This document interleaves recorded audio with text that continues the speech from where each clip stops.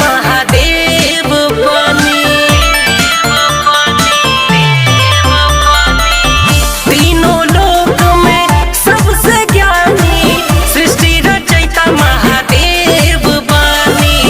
पालन करता नाश हरता तांडव करता महादेव बनी। झूमेला लोगवा मस्त मगन में, झूमेला लोगवा मस्त मगन में। बाजे डम डम डम डमरू के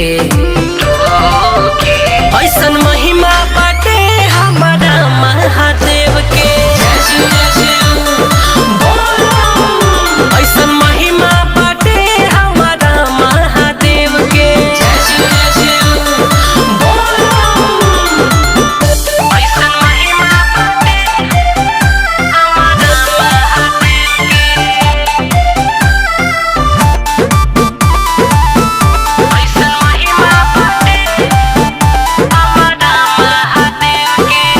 धीरज पंडित गावेल गीतिया संगे कुल परिवार के।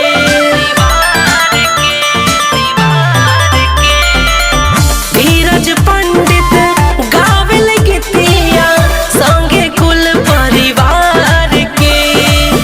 इहे विनती बारौरा से रखे आशीष बना के।